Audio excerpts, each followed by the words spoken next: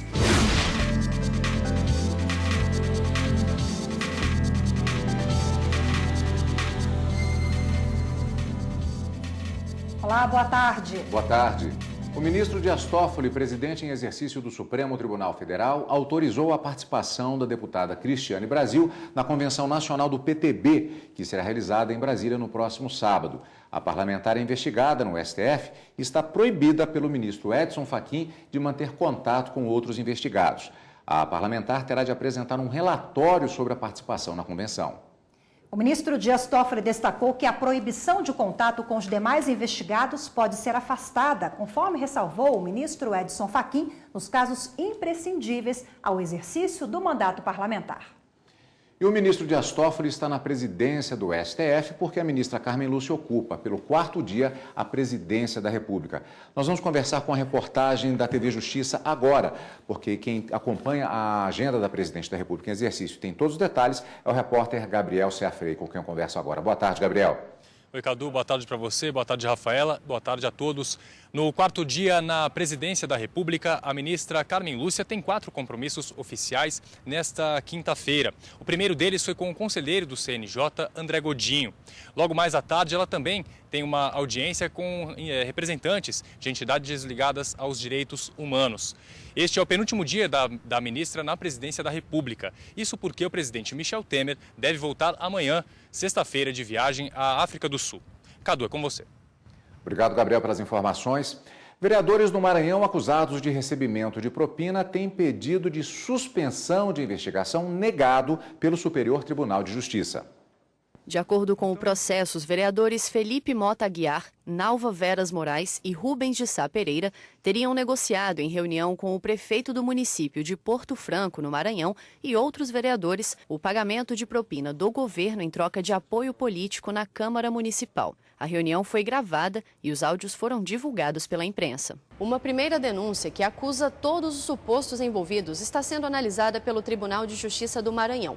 E uma outra denúncia envolve apenas Felipe Moura Aguiar, Nalva Veras Moraes, Rubens de Sá Pereira e o prefeito. A defesa dos 3 vereadores recorreu ao STJ, pedindo que a denúncia fosse suspensa até o desdobramento da denúncia anterior ou até o julgamento do recurso no Tribunal de Justiça do Maranhão. Ao negar o mandado de segurança, o vice-presidente, ministro Humberto Martins, no exercício da presidência, afirmou que, de acordo com a súmula 41, o Superior Tribunal de Justiça não tem competência para processar e julgar originariamente mandado de segurança contra ato de outros tribunais ou dos respectivos órgãos. A Justiça Eleitoral Itinerante já é realidade no estado de Goiás. O lançamento do programa foi feito pelo presidente do TSE, ministro Luiz Fux. O tema principal é esse, acessibilidade. O projeto Justiça Eleitoral Itinerante chegou em Goiás. Nessa região, o Tribunal Regional Eleitoral vai trabalhar pela inclusão dos eleitores e servidores. O voto, como importante instrumento de expressão da soberania popular, é o ponto alto da legitimidade do processo democrático. E por isso que o processo eleitoral deve ser inclusivo e conferir a oportunidade de participação de todos os cidadãos em homenagem ao princípio da igualdade. O ministro Luiz Fux, presidente do TSE, e o ministro Tarcísio Vieira de Carvalho Neto, diretor da EJA do TSE, participaram do lançamento do projeto na sede do Tribunal Regional em Goiânia. O presidente Luiz Fux ressaltou que lutar pelos deficientes é uma das causas mais nobres e justas a ser enfrentada pelo Poder Judiciário. Pessoas com deficiência não precisam de comiseração, elas precisam de participação. Ontem houve uma campanha para as mulheres e eu adotaria o mesmo slogan para as pessoas com deficiência.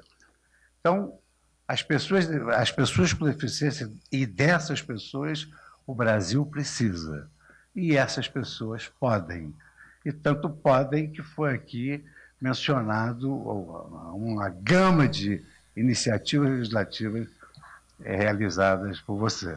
O primeiro painel foi sobre inclusão e acessibilidade no processo eleitoral e o papel da cidadania e a cultura de exclusão. O ministro Tarcísio Vieira de Carvalho Neto abriu o segundo painel. Ele destacou que o Estado deve promover direitos e garantias individuais e que a lei é para todos. A Constituição nos dá esse dever concreto, por ser uma Constituição de Estado Social, de dar a participação efetiva, dar voz e participação efetiva a todas as pessoas, a todos os seres humanos, portadores ou não de necessidades especiais, em igualdade de condições. Mais de 900 mil eleitores declararam à Justiça Eleitoral que têm alguma deficiência e solicitaram a transferência do local de votação para sessões adaptadas.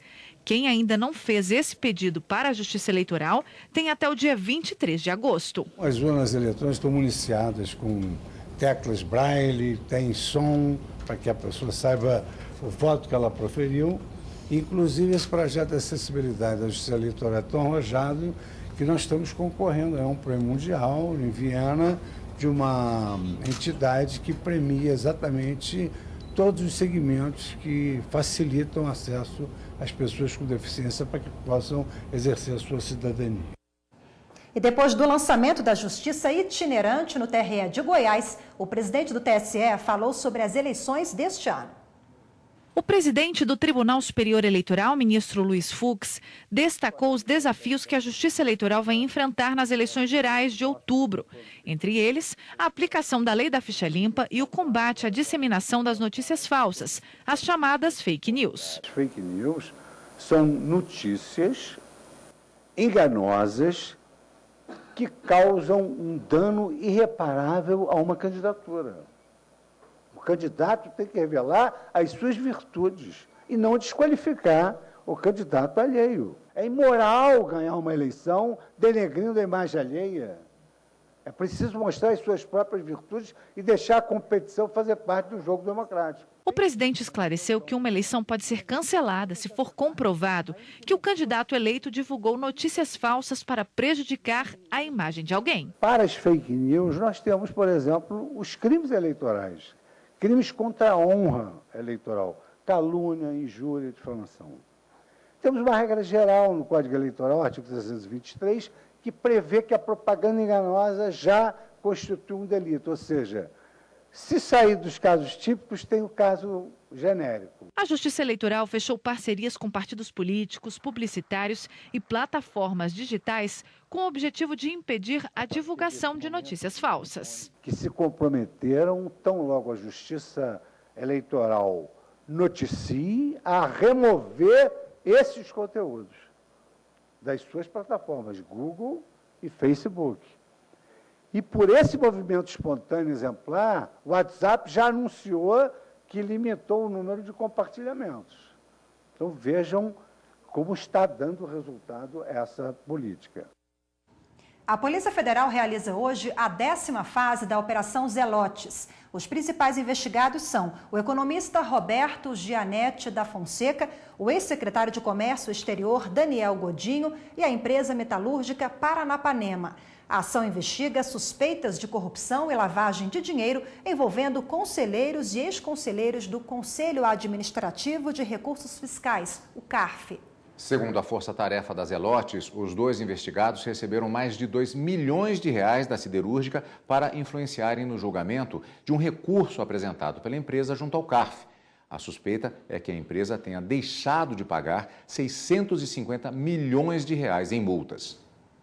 E ainda nesta edição do Jornal da Justiça, governo deve cortar benefícios irregulares do INSS. O governo federal deve suspender o pagamento de R$5 bilhões aos beneficiários do INSS, que inclui, por exemplo, auxílio-doença e aposentadorias por invalidez.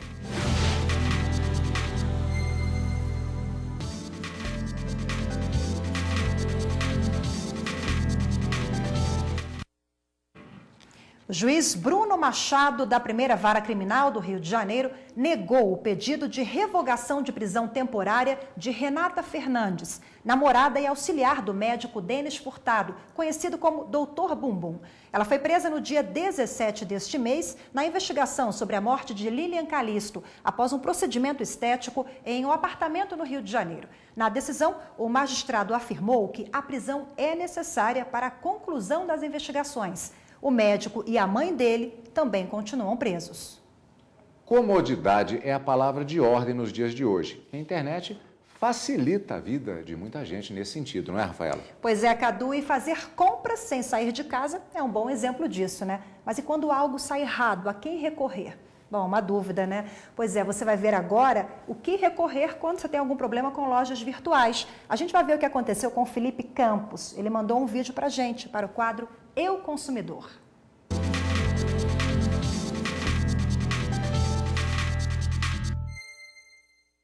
Fiz uma compra na internet, a compra não deu muito certo, eu acabei devolvendo o produto e a empresa não me deu nenhuma satisfação, não me ressarciu. E eu estou vendo aqui o que é possível fazer e gostaria de mais esclarecimentos. Felipe, nesse caso, o código ele te garante que você tem o direito a receber esse valor que você pagou para a empresa corrigido.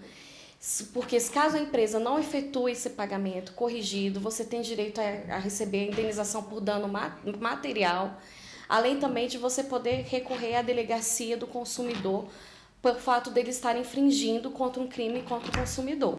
Mas esses problemas não acontecem só com o Felipe, não. Tem muito site que não presta o devido atendimento aos consumidores. Por isso, é sempre importante lembrar, diferente das lojas físicas, quem compra pela internet tem o chamado direito do arrependimento, previsto no Código de Defesa do Consumidor. E o prazo para isso é de até 7 dias após o recebimento do produto. As lojas pela internet, o código é explícito, dizendo que você tem 7 dias de arrependimento para você se arrepender e requerer o dinheiro, né, de volta, caso você não tenha gostado da mercadoria, o que não acontece nas lojas físicas. Elas não têm essa previsão do direito de arrependimento. E as lojas virtuais, por sua vez, têm que cumprir o acordo feito com os clientes e respeitar o prazo de devolução do dinheiro ou da troca da mercadoria, conforme o cliente decidir. Ignorar o prazo e a vontade do consumidor pode ser considerado crime. Isso pode ser configurado crime de estelionato, 171 do nosso Código Penal, além de também estar nas previsões dos crimes contra o consumidor da nossa Lei 8.078 de 90. Por isso é sempre importante guardar toda a documentação emitida antes e depois da compra. Sempre tem que seguir aquela velha dica. Procure lojas mais conhecidas pela internet. Procure em fóruns, veja as avaliações dessas empresas, sempre desconfie dos preços, se está muito abaixo do que é oferecido. Sempre é bom ter esse cuidado, vai evitar vários prejuízos. O ministro Dias Toffoli, presidente em exercício do Supremo Tribunal Federal, aceitou o pedido do Estado do Rio de Janeiro para suspender a decisão do Tribunal de Justiça, que proibia o aumento da contribuição da Previdência de 11% para 14% para todos os servidores públicos do Estado. Agora segue valendo o desconto de 14% aprovado pela Assembleia do Rio em maio do ano passado. E desde 2016, o governo federal faz um pente fino em benefícios previdenciários pagos aos brasileiros. A meta é diminuir os gastos e pôr fim às fraudes cometidas contra o sistema. E já há uma estimativa do valor que será economizado com as revisões. O governo federal deve suspender o pagamento de 5 bilhões de reais aos beneficiários do INSS, que inclui, por exemplo, auxílio-doença e aposentadorias por invalidez. Na última segunda-feira, o governo divulgou um balanço dos cortes. Entre o segundo semestre de 2016, quando começaram as primeiras revisões, e o fim do mês passado, foram suspensas quase 109 mil aposentadorias por invalidez e aproximadamente 342 mil auxílios-doença, total de 9 bilhões e 600 milhões de reais em benefícios suspensos. A previsão é que até o fim deste ano já tenham passado pelo processo de revisão quase 553 mil auxílios-doença, e mais de 1 milhão de aposentadorias por invalidez. Até lá, a economia em benefícios deve aumentar em 5 bilhões de reais. Ainda não há a quantidade exata de pessoas que vão deixar de receber os valores pagos pela Previdência Social. De acordo com a Controladoria Geral da União, a medida busca melhorar o cruzamento de dados dos beneficiários, uma forma de combater as fraudes.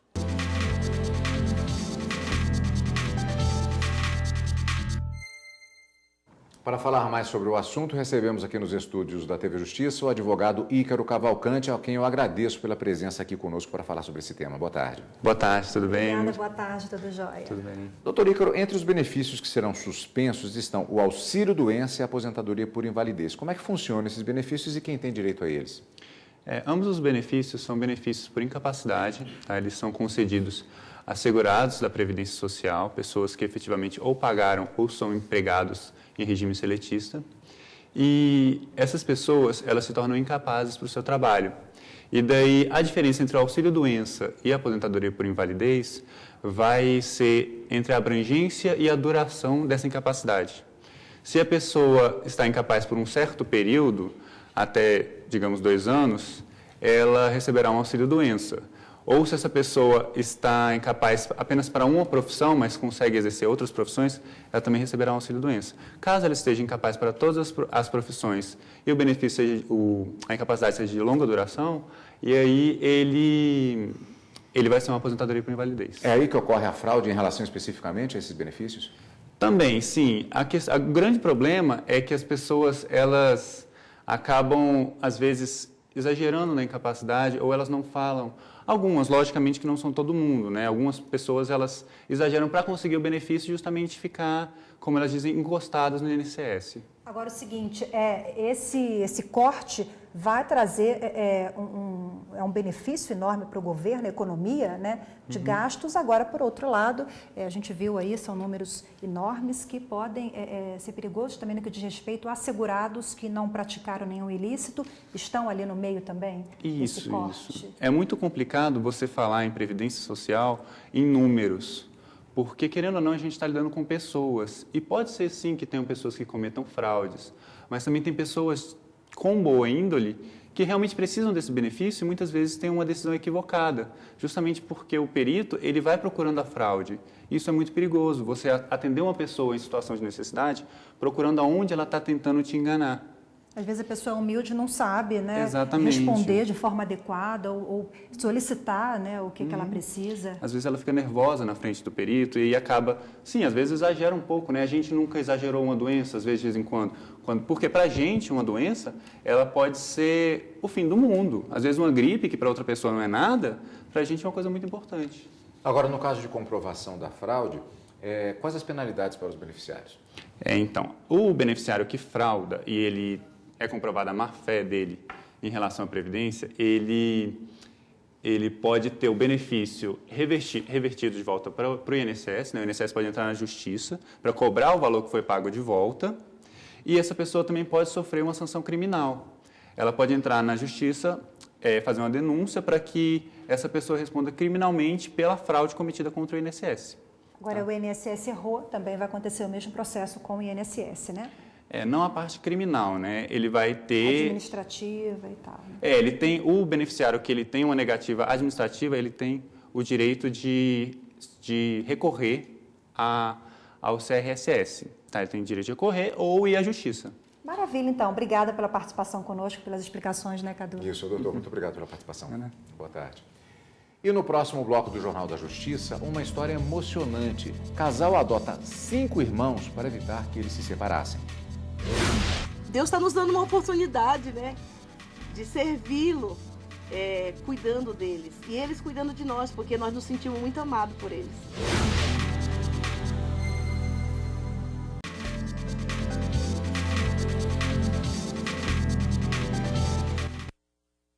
E hoje, sabe que dia é hoje, Cadu? Dia dos avós. Dos avós, acertou. Pois é, dia dos avós. E você sabia que no Brasil já são mais de 5 milhões de pessoas da melhor idade que estão conectadas à internet? Mas é por isso mesmo que é preciso ficar atento, pois os idosos também costumam ser vítimas fáceis de golpes. São pelo menos 4 horas online por dia. Faço compras, jogo, mando mensagens, sempre estou atuante na internet.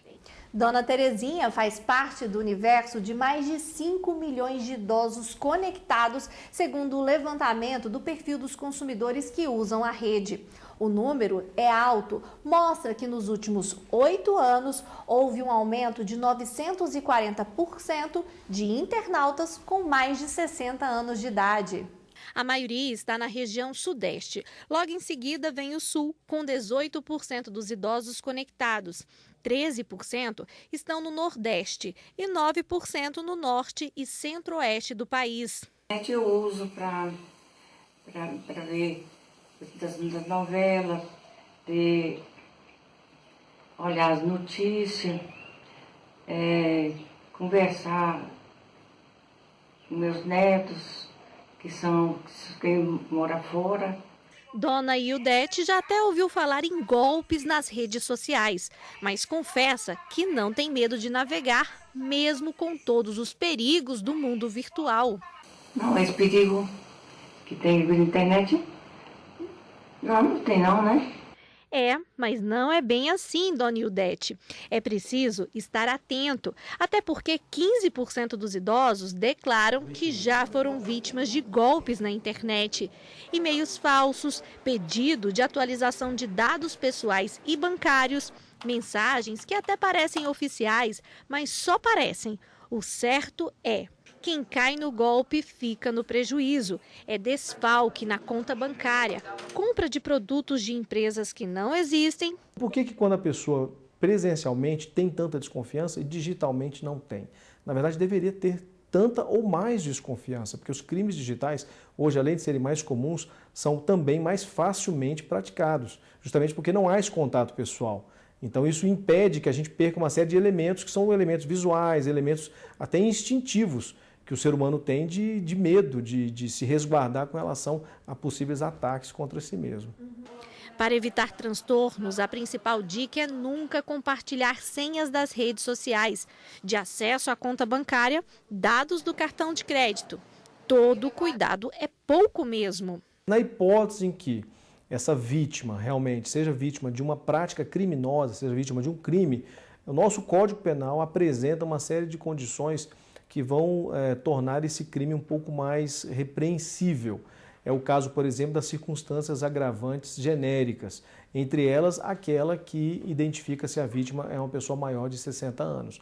Isso tende a contribuir para que o juiz possa, ao definir, processando criminalmente aquela pessoa culpada, possa definir um aumento na pena dela.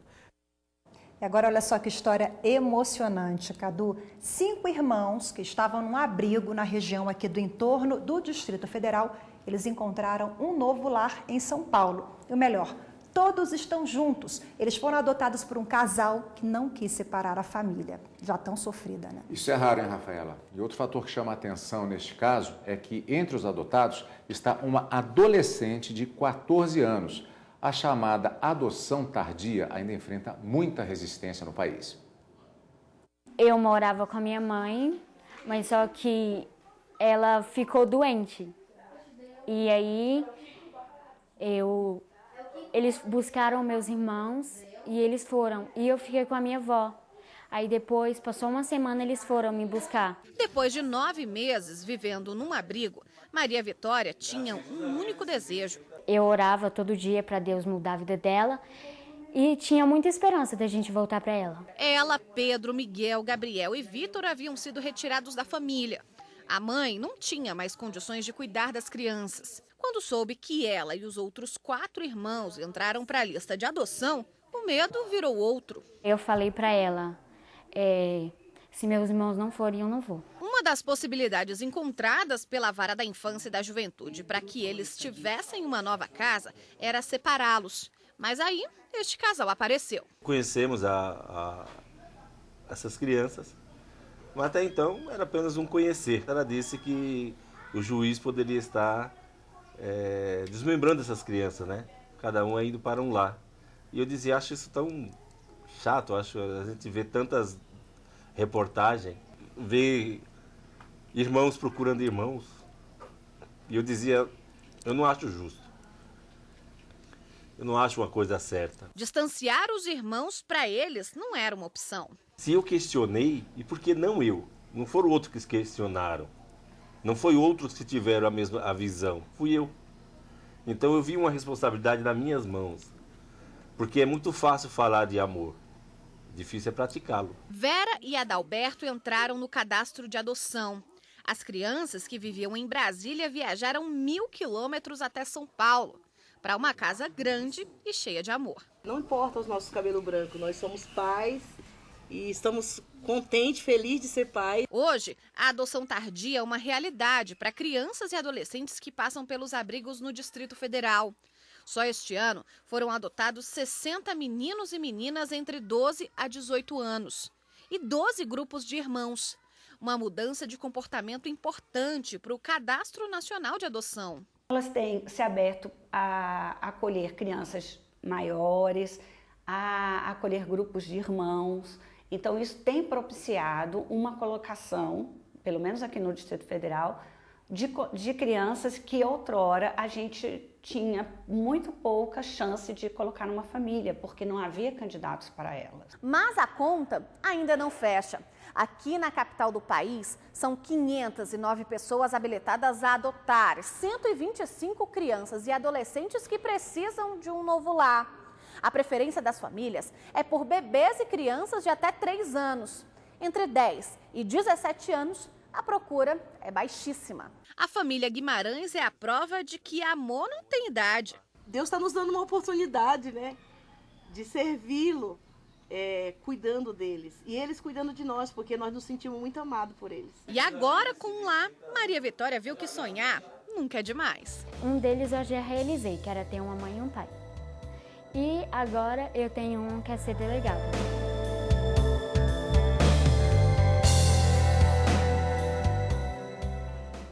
Olha, a gente estava decidindo aqui se dava tempo da gente comentar ou não. Eu acho que o melhor comentário é que a Rafaela não consegue comentar, porque ela é mãe e ela fica particularmente emocionada com esse tipo de matéria, bacana, não é verdade? É verdade, Cadu. Muito lindo. Parabéns para essa família, né? Parabéns mesmo, com Realmente certeza. é emocionante o caso. O Jornal da Justiça, primeira edição, está terminando aqui. Para você, uma boa tarde e até amanhã. Uma boa tarde, até amanhã e continue com a programação da TV Justiça.